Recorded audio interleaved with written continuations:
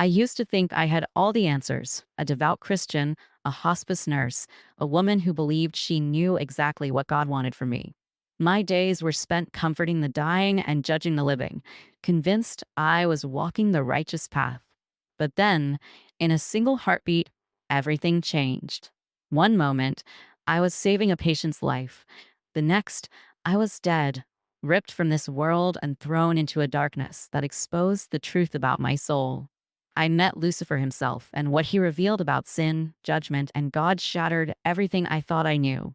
When I came back, I wasn't the same, and I'll never see faith the same way again. The day started like any other. I was rushing between patient rooms, clipboard in hand, doing what I always thought was God's work. The hospice was my second home, a place where I could show kindness to the dying and, in my mind, earn my place in heaven. I'd convinced myself I was doing more than just working, I was serving.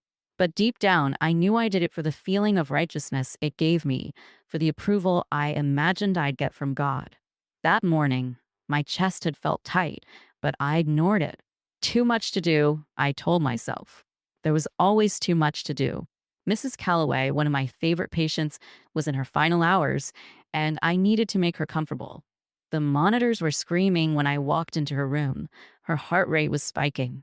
I called for help, trying to calm her while the chaos swirled around me. But before I could even react, a sharp, crushing pain exploded in my chest.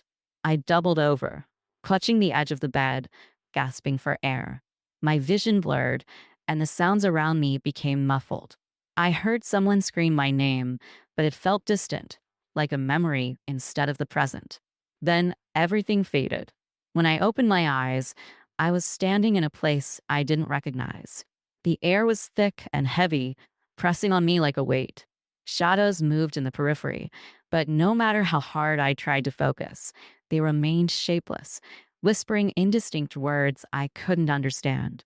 The ground beneath my feet felt uneven, jagged, like broken glass, though I couldn't see anything. All I could see was an endless darkness in every direction. "Where am I?" I said aloud, my voice trembling. I expected an answer, maybe even hoped for one, but none came. Instead, the darkness seemed to ripple, and the whispers grew louder. And then I was falling. The ground beneath me disappeared, and I was plummeting into an abyss. Heat rushed past me, growing more intense as I fell deeper. It wasn't like fire, it was something worse, something alive, seeping into my very bones. I screamed, flailing my arms, trying to find something, anything to hold on to, but there was nothing, just the endless fall and the oppressive heat. When I hit the ground, the impact knocked the wind out of me, though I felt no pain. I lay there for a moment, gasping, as my surroundings came into focus. Fire danced across a cracked, ashen landscape, casting flickering shadows against towering cliffs that seemed to stretch forever. The air was thick with sulfur, and the sky, or what I thought was the sky, was a swirling mass of red and black clouds. That's when I saw him. A figure stood in the distance, tall and imposing, wrapped in shadows that seemed to move with him. He walked slowly toward me, his steps deliberate. My heart pounded as I scrambled to my feet, instinct telling me to run, though I didn't know where to go. "Don't be afraid," he said, his voice calm, almost soothing. It sent chills down my spine. "I'm not here to harm you. Who are you?"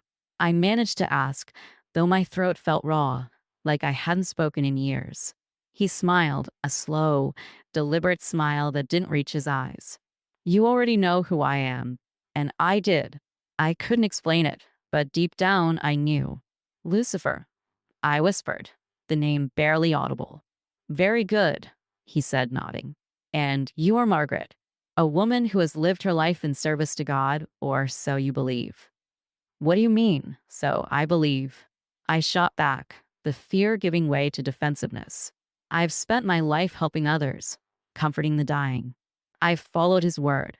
Lucifer tilted his head, studying me like a predator, sizing up its prey. "Have you?" he asked.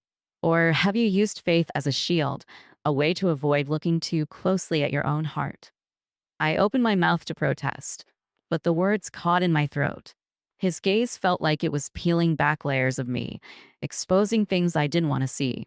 "Let me show you," he said, extending a hand. I instinctively stepped back, but the ground beneath me shifted, and suddenly, I was somewhere else. I was in the hospice again, but it wasn't the same. The colors were muted, the air colder, and the patients looked more ghostly than real. I saw myself walking down the hall, clipboard in hand, but there was something wrong. My face, my expression, it wasn't one of compassion. It was hard, almost cold.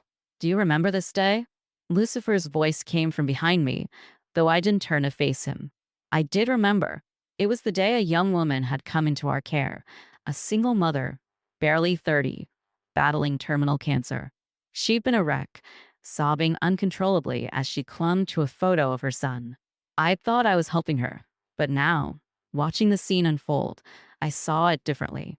I watched as I stood beside her bed, offering words of comfort that sounded hollow even to me now.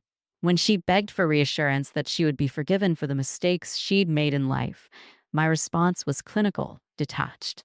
"God forgives those who truly repent," I had told her, a line I'd repeated countless times.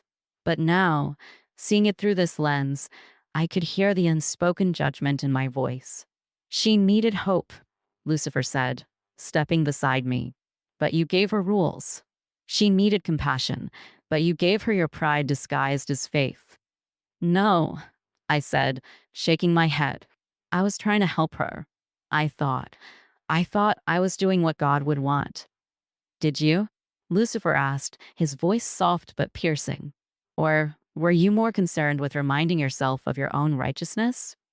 The words hit me like a blow, and the scene around me began to dissolve. I found myself back in the fiery landscape, trembling.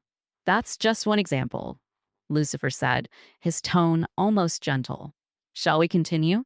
I wanted to say no, to scream and beg for this to stop, but I couldn't, because deep down, I knew he was right. I'd lived my life thinking I was on the side of the righteous, but now, for the first time, I was beginning to see the cracks. As the shadows around us began to shift again, I braced myself for what was coming next. The ground shifted again, and I felt myself being pulled into another memory. My stomach turned as the flames around us dimmed, replaced by a soft, artificial glow. The air grew cooler, sterile, and familiar. I was back in the hospice, though the walls seemed taller, the hallways stretching endlessly. I recognized the room we entered immediately, though I didn't want to. My heart sank. It was Mrs. Edwards' room. Mrs. Edwards was a bitter, lonely woman in her 80s who had no family left to visit her. She complained constantly about the staff, the food, and her treatments. At the time, I had told myself she was a burden, an ungrateful woman impossible to comfort. I watched as my younger self walked into the room, her face set in a mask of forced patience. I could hear the conversation before it even started, the words echoing as if they were being shouted from the walls. "Good morning, Mrs. Edwards," my past self said flatly, without looking up from the clipboard in her hand. "I don't see what's so good about it," the elderly woman shot back, her voice cracking with age and frustration. "You don't have to live like this. I can't even get out of this bed." "Try to focus on the positive," I replied, the tone dripping with condescension I hadn't noticed at the time. "You still have your faith to hold on to."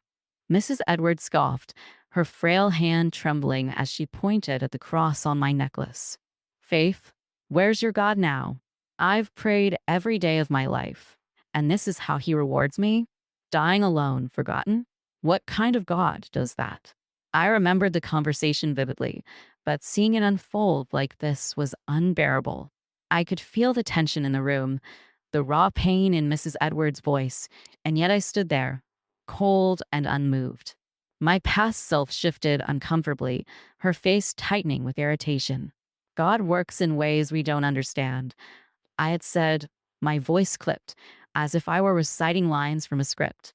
"You should be grateful for the life you've had." Grateful. I had told a dying, lonely woman to be grateful. Watching it now, I wanted to scream at myself, to shake that woman standing there in my place. How could I have been so blind? Mrs. Edwards turned her head away, tears slipping silently down her cheeks. I had walked out of the room without another word, never looking back. You dismissed her, Lucifer said, his voice slicing through the silence that followed. He was standing beside me now, his gaze fixed on my face. She wasn't asking for answers. She was crying out for someone to listen, someone to see her pain. But you turned away because her grief made you uncomfortable. I opened my mouth to argue, but the words wouldn't come. I knew he was right. I had told myself that I was offering comfort, but the truth was I didn't want to deal with her despair. It was easier to preach than to truly sit with someone in their suffering. She died that night, Lucifer continued, his tone heavy. Alone, with no one to hold her hand. Do you remember? I did. I remembered finding her lifeless body the next morning, the way her face had looked so peaceful in death. At the time, I'd convinced myself she had made peace with God in her final moments. Now, I wondered if it was simply the peace of finally escaping her pain. The room faded again, replaced by darkness. I felt hollow, my chest aching with a guilt I couldn't shake. I turned to Lucifer, my voice trembling. Why are you doing this? What do you want from me? It's not about what I want, he said simply. It's about what you need. You've built your faith like a fortress, Margaret, a place to hide from the parts of yourself you don't want to face. But fortresses aren't meant to keep everything out. They can also trap you inside. His words hung in the air, heavy and suffocating. I wanted to deny it, to cling to the image I had of myself as a faithful servant of God. But the truth was there, undeniable and raw. I had used my faith as a shield, a way to avoid looking too closely at my own flaws, my own fears. The darkness around us began to shift, the shadows forming into something new. I felt a chill run down my spine as I saw the outline of a massive hall stretching out before me. Its walls were made of mirrors, each one reflecting a distorted version of myself. Some showed me younger, others older, but none of them looked quite right. Their faces were twisted with anger, fear, and pride. I didn't want to look at them, but I couldn't look away. This, Lucifer said, gesturing to the mirrors, is where you've hidden the parts of yourself you refuse to acknowledge. Your pride, your fear of vulnerability, your need to control how others see you. It's all here. I stepped closer to one of the mirrors, drawn to the reflection despite myself. In it, I saw myself standing in church, my face serene as I sang hymns. But there was something off about it. My eyes were cold, empty, as if I were going through the motions without truly feeling anything. You've spent so much time trying to appear holy, Lucifer said, that you've forgotten what it means to truly connect with God. Faith isn't about perfection, Margaret. It's about humility, about love. The words stung, but they also sparked something deep inside me, something I hadn't felt in years. I reached out to touch the mirror, and as my fingers brushed its surface, it shattered. The sound was deafening, the shards scattering like fireflies into the darkness. Lucifer stepped closer, his expression unreadable. You have a choice, he said. You can keep hiding from the truth, or you can face it. But know this, the path to redemption is not easy. It requires pain, sacrifice. Are you willing to pay that price? I didn't know what to say. I didn't know if I was strong enough to face what lay ahead. But I knew I couldn't go back. Not after what I'd seen. The hall of mirrors dissolved, and I felt the ground shift beneath me again. The heat and flames returned, but this time they felt different. Not just oppressive, but alive, pulsing with a rhythm I couldn't quite understand. I knew the next trial was coming, and though I was terrified, I forced myself to stand tall. If I was going to survive this, I had to face it head on. The ground under my feet shifted again, and I braced myself for what was coming next. The oppressive heat of the flames gave way to something else, a sharp, biting cold that made my breath catch in my throat. When the darkness faded, I found myself standing in a place I recognized instantly. It was my daughter's bedroom, but not as it was now. This was her room when she was a teenager, filled with posters on the walls and a clutter of school books and clothes strewn everywhere. The sight made my heart ache with a mix of nostalgia and dread. I hadn't been in this room in years. Not since our relationship had fractured beyond repair. The air was heavy with the weight of unspoken words, and I could feel the tension even before I saw her. She was sitting on the edge of the bed, her face buried in her hands, her body shaking with quiet sobs. My chest tightened as I watched, powerless to do anything. Do you remember this day? Lucifer's voice came from behind me, but I couldn't look at him. I couldn't tear my eyes away from my daughter, from the pain etched into every part of her body. Yes, I said, my voice barely a whisper. I remember. This was the day she'd come to me for help, the day she tried to open up about something she'd been struggling with for months. She had been 16, a bright, spirited girl who always seemed to light up every room she walked into. But on this day, she had looked small, fragile, and afraid. The scene shifted slightly, and suddenly I was standing in the living room, watching my younger self and my daughter. I remembered this conversation as clearly as if it had just happened. She had been crying, trying to explain something to me, but I hadn't really listened. I had been too focused on her tone, on the fact that she was raising her voice, instead of hearing the desperation in her words. I don't know what you want me to say, I heard myself tell her. My voice was cold, distant, and unyielding. You're acting like a child, throwing tantrums because you didn't get your way. That's not how we solve problems in this house. I'm not throwing a tantrum, my daughter shot back, her voice cracking with frustration and heartbreak. I'm trying to tell you that I'm not okay. Why can't you just listen to me for once? I remembered how I'd felt in that moment, cornered, defensive, and angry. I had been so certain that I was in the right, that I was teaching her a lesson about respect and responsibility. But watching it now, I could see the truth. She hadn't needed a lesson. She had needed a mother. Lucifer stepped beside me, his expression unreadable as he watched the scene unfold. She wasn't looking for advice, he said. She wasn't asking for discipline. She was asking for love. And you turned her away. Tears welled in my eyes as I watched the scene continue. My daughter stood there, trembling, her hands clenched at her sides as if trying to hold herself together. You don't even see me, she said finally, her voice so quiet I almost didn't hear it. You only see who you want me to be. I didn't respond. My younger self just stood there, arms crossed, her face a mask of indifference. And then my daughter walked out of the room, slamming the door behind her. She didn't talk to you about her feelings again after that, did she? Lucifer asked, though I knew it wasn't really a question. No, I said, my voice shaking. She didn't. The memory dissolved, and we were back in the endless void. The silence was deafening, and the weight of my guilt pressed down on me like a physical force. I thought I was doing what was best for her, I said finally, my voice trembling. I thought I was teaching her to be strong, to handle things on her own. Lucifer turned to me, his gaze piercing. And in doing so, you taught her that her feelings didn't matter, that she couldn't come to you for support. Do you see now, Margaret? The harm we cause when we act out of pride, even when we think we're doing it for the right reasons. I nodded, unable to speak. The pain of seeing my daughter like that, of knowing how deeply I had hurt her, was almost too much to bear. But Lucifer wasn't done. The void around us shifted again, and I found myself standing in a place I didn't recognize. It was a small, dark room, cluttered with papers and empty bottles. A faint smell of mildew hung in the air. At first, I didn't understand where we were, but then I saw her. My daughter, now an adult, was sitting at a desk, her shoulders hunched, her face pale and drawn. She was writing something, her pen moving furiously across the paper. I stepped closer, my heart pounding, and saw that it was a letter. The words were jagged, the handwriting shaky, but the pain in them was unmistakable.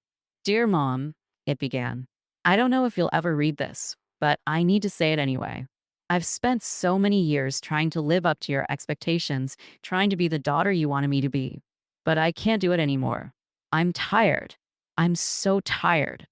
The letter continued, each word cutting deeper than the last.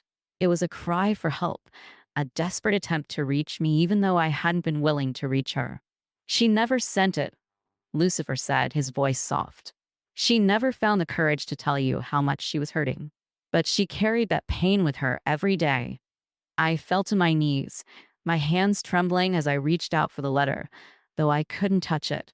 The weight of everything I had done or failed to do was crushing. What do I do? I asked, my voice breaking. How do I fix this? That, Lucifer said, is the question you must answer for yourself. But first, there's more you need to see. The room began to dissolve, the walls crumbling into ash as the ground beneath me shifted again. I felt the heat return, stronger this time, and I knew the next trial was coming. My heart ached with the weight of what I had already seen, but I forced myself to stand. If there was more to face, I would face it. I had to. The heat pressed in around me again, thicker and more suffocating than before. The landscape shifted, and I found myself standing at the edge of a vast chasm. It was impossible to see the bottom, but I could feel the depth of it in my bones, an endless void that seemed to call out with a low, resonating hum. The air was alive with it, vibrating through my chest like the beating of a distant drum. Lucifer stood beside me, his presence as commanding as ever. He didn't speak at first, simply gesturing toward the chasm. "This is where the truth resides," he said finally, his voice as steady as the hum in the air. "It is the sum of all you've avoided, the place where your choices converge. Are you ready to see it?" I didn't answer right away. My legs felt like lead, and every instinct screamed at me to turn away, to refuse. But I knew there was no running from this. Not anymore. I nodded, my throat too tight to speak, and he stepped forward, beckoning me to follow. The ground trembled beneath us as we descended into the chasm. The walls around us seemed to breathe, pulsating with an eerie light that shifted between red and gold. As we went deeper, the hum grew louder, and the air grew colder despite the heat radiating from a stone. It felt as if the world itself were holding its breath, waiting for something to happen. When we reached the bottom, the ground leveled out into a vast, open space. In the center stood a massive structure, a twisted combination of stone and metal that seemed to grow out of the ground like a living thing. It was a mirror, taller than anything I had ever seen, its surface rippling like water. The light from the walls reflected off it in strange, fragmented patterns, creating shadows that seemed to dance and shift. "This is the mirror of pride," Lucifer said, his voice reverberating through the cavern. "It reflects not just what you've done, but why you've done it. Are you prepared to face yourself?" "I've already seen enough," I said, my voice trembling. "I know my mistakes. I know how much I've hurt the people I love. What more do you want from me?" "It's not about what I want," he replied, his tone unyielding. "It's about what you need. You've seen the consequences of your actions, yes, but now you must understand their roots. The truth is not just in what you've done. It's in who you've become." I stared at the mirror, dread twisting in my stomach. I didn't want to see what it would show me, but I knew there was no choice. Slowly, I stepped forward, my heart pounding as I approached the glass. The surface rippled as I drew near, and my reflection began to take shape. At first, it looked like me, older, tired, and weighed down by guilt. But then the image began to change. My features twisted, growing sharper, more angular. My eyes burned with a cold, calculating light, and my mouth curved into a cruel, self-satisfied smirk. I stumbled back, shaking my head. "That's not me," I said, my voice rising. "That can't be me." "It is you," Lucifer said, stepping closer. "Or rather, it is the version of you that you've refused to acknowledge. The part of you that measures your worth by the faults of others. The part that hides behind faith as a weapon rather than embracing it as a source of love." The reflection began to move, independent of me. It stepped forward, its eyes locked onto mine, and spoke in a voice that was my own, but filled with venom. "You think you're so holy, don't you? Always looking down on others, always so quick to judge. But it's not holiness that drives you. It's fear. Fear of being unworthy. Fear of being seen for what you really are." "Stop it," I said, my voice shaking. That's not true. The reflection laughed, a sharp, bitter sound. Isn't it? Look at your life. Look at the choices you've made. You pushed your daughter away because you couldn't handle her vulnerability. You dismissed those who came to you for help because their pain reminded you of your own. You've spent your whole life running from yourself, hiding behind your faith like a mask. Tears streamed down my face as I sank to my knees. The weight of the words, of the truth they carried, was unbearable. I had spent so long building an image of myself as righteous and strong, but it was all a facade. Deep down, I had been running from my own weaknesses, my own fears. Lucifer knelt beside me, his voice softer now. You see it now, don't you? The pride that has blinded you, the fear that has driven you. But this is not the end, Margaret. This is just the beginning.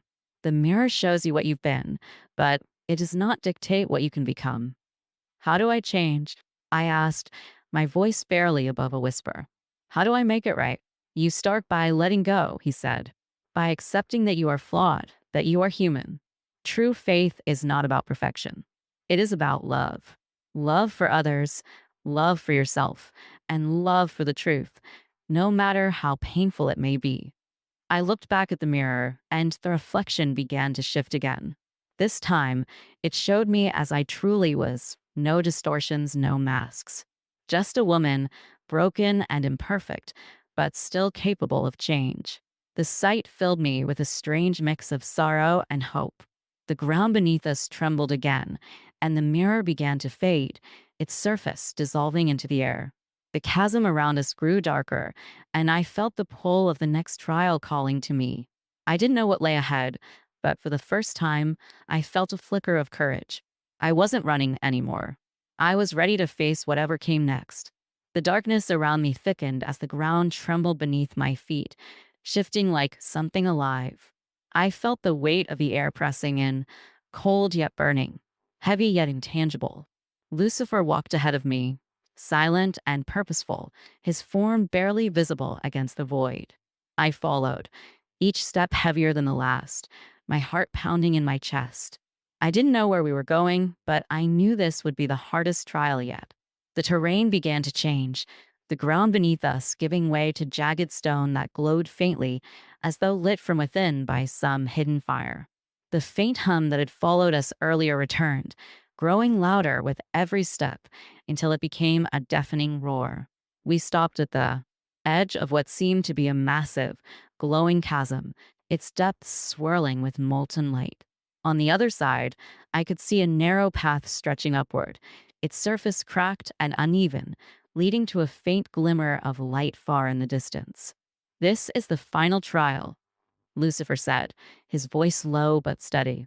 It is the choice that every soul must face: to climb or to remain, to seek redemption or to accept the chains of your own making. I stared at the path, my body frozen with fear.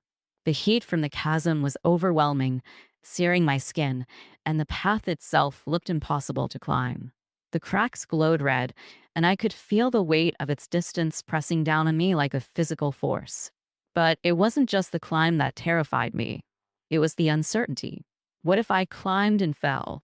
What if the light at the end wasn't what I hoped it would be? I don't understand, I said, my voice trembling. Why does it have to be this way?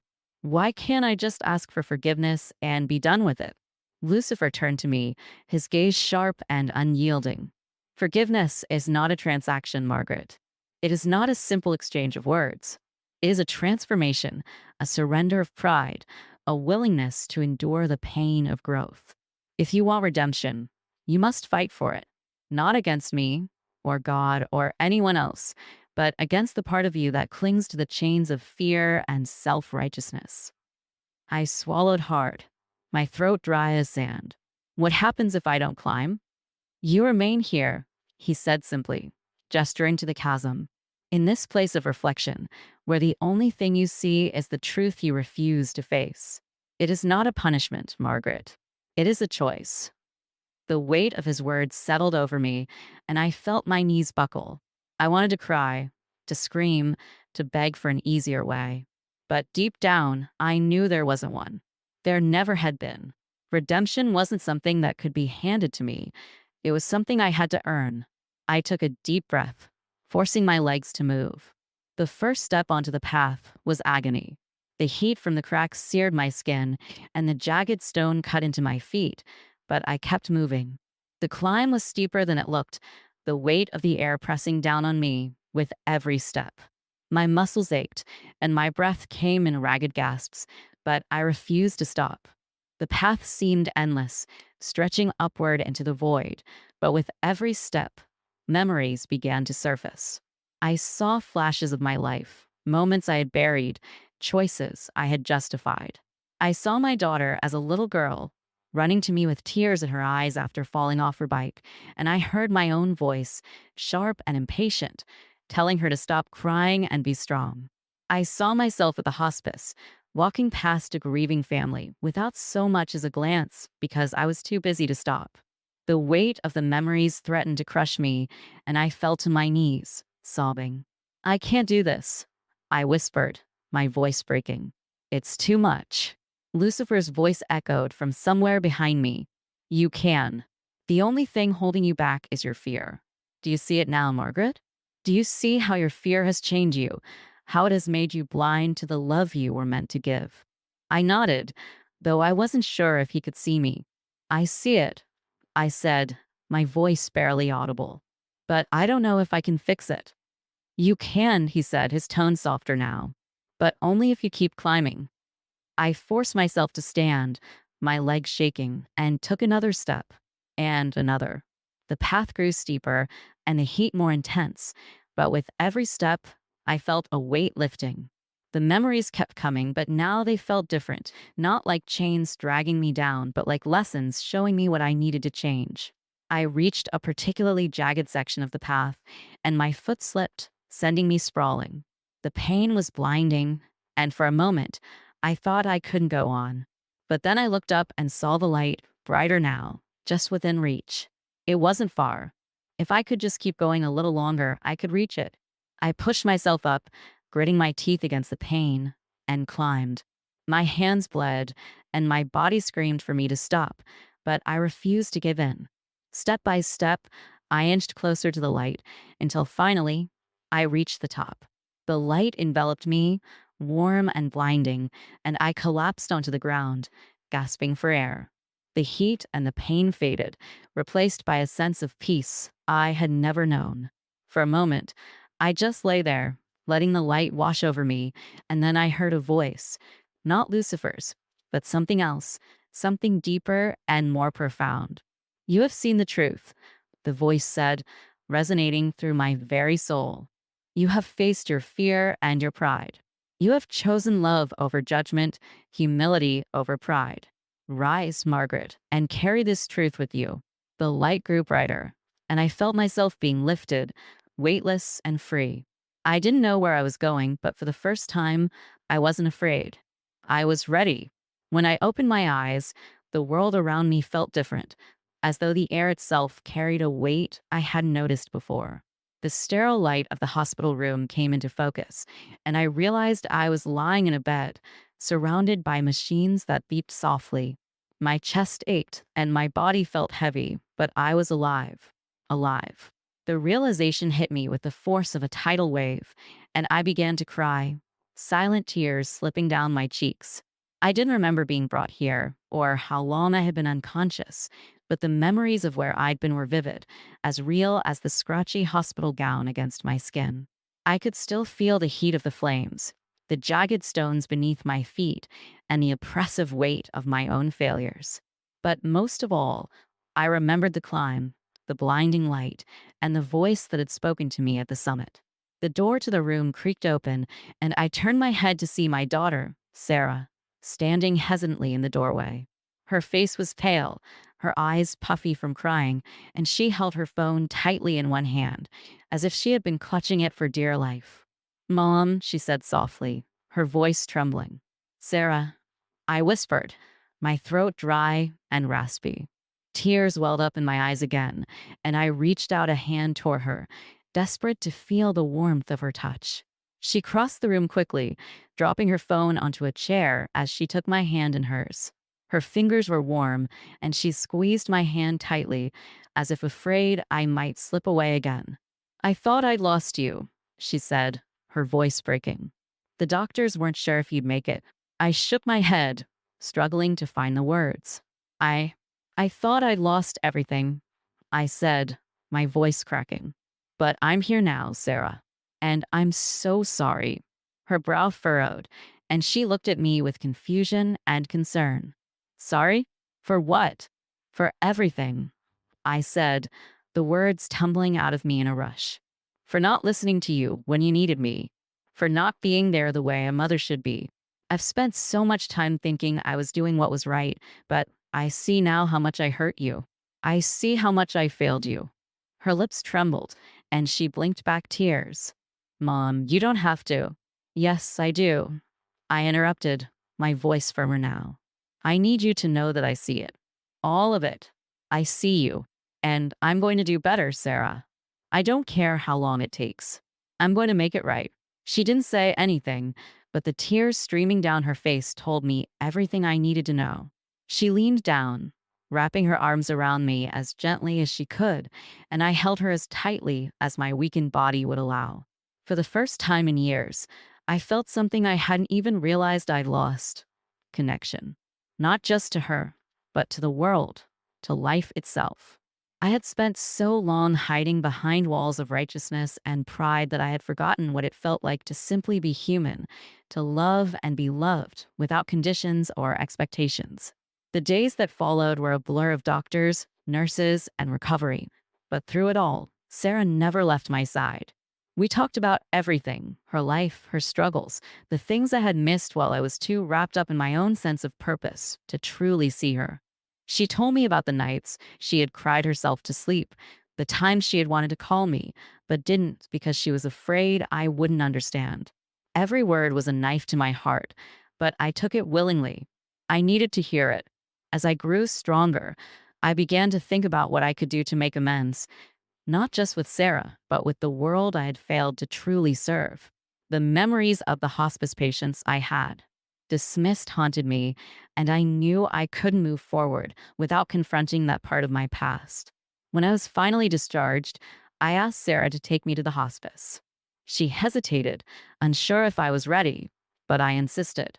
"I need to do this," I told her. "I need to face it." Walking through those halls again was like stepping into a graveyard of my own mistakes. The faces of the patients I had judged, the families I had ignored, flashed before me with every step.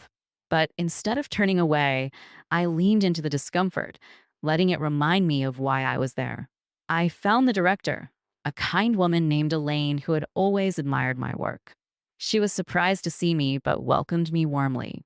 "Margaret, it's been so long," she said. "We've missed you here." I shook my head, my throat tightening. "I don't deserve that," I said. "But I want to come back. Not as the person I was before, but as someone who's willing to listen, to truly see the people I'm helping. If you'll have me." She looked at me for a long moment, her eyes searching mine, and then she smiled. "We would be honored to have you back, Margaret." And so I returned, not as a savior or a righteous servant, but as a flawed, imperfect human being willing to sit with others in their pain. I spent my days listening to the stories of the patients, holding their hands, and simply being present.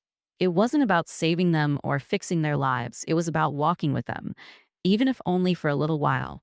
The work was hard, emotionally and spiritually, but it was also healing. With every patient I sat with, every hand I held, I felt a piece of myself being restored.